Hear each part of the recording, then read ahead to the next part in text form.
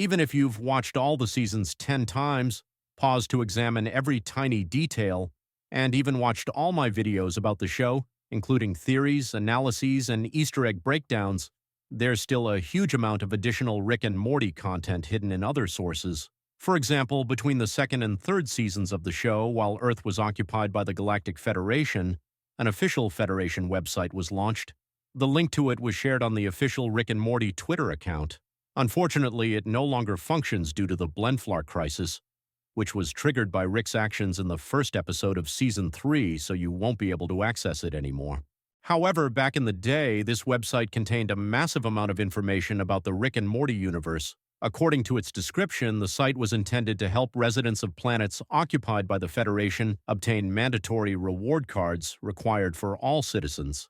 They were called that because receiving one came with generous gifts from the Federation, a parasite extermination kit, insurance in case of a dark plumbus incident, the ability to eliminate your own family, huge discounts on all intergalactic goods.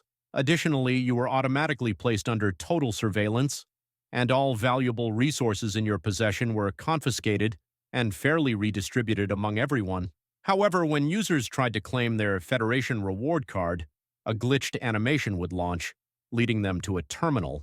By browsing through it, users could discover that 6 grams of Flamites had hacked the site and created a secret communication channel just for themselves, where the government couldn't track them. From their messages, we learned that one of them, using the login G4288898, was currently stationed on recently occupied Earth, while his 5 friends worked in a prison.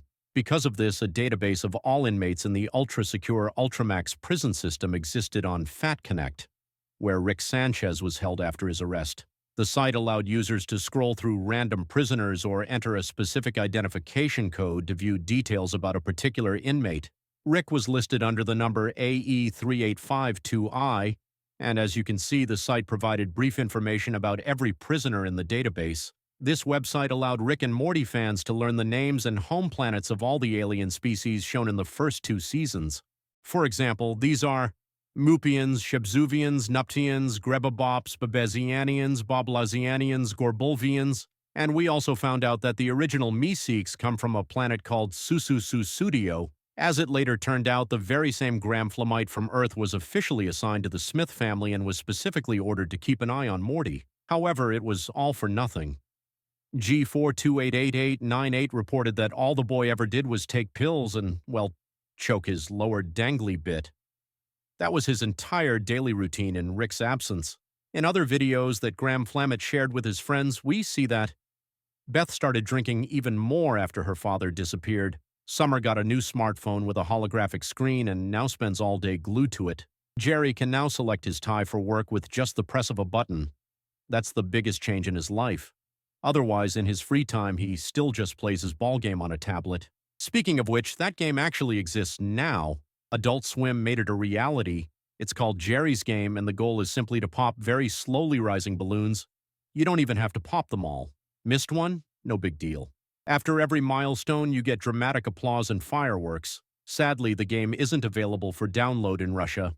Aside from the Federation's website, there was also an interactive Rickstaverse Instagram game. It featured a small segment of the galaxy where you could freely travel between different planets. Literally. You could tap on any planet and examine every little detail up close.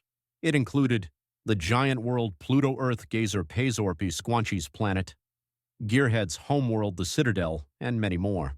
This allowed fans to get a closer look at the planets and learn more about them. Unfortunately, the game no longer works.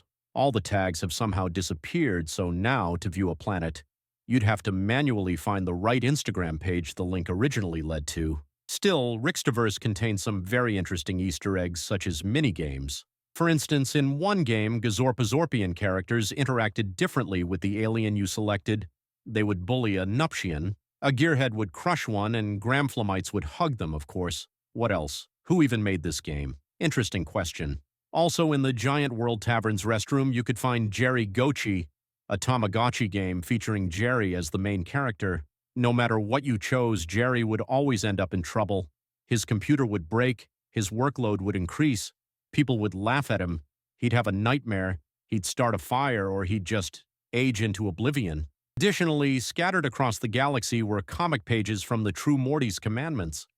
These told different stories about Mortys who abandoned their faith and followed Rick, always leading to disastrous consequences. The true Morty's teachings encourage Mortys to meditate in a special way, save their progress frequently, keep playing with action figures, and if a Morty wants to defeat Rick, he must first defeat himself. It's quite possible that all of this was just one massive Instagram ad, and big advertising gigs like this aren't uncommon for Rick and Morty. They've done promotional content for Wendy's Burgers with Death Toronto Spice, Alien Covenant Death Stranding, where Rick and Morty debated eating the baby from the pod PS5, where Rick counts money while Morty explains the console's features,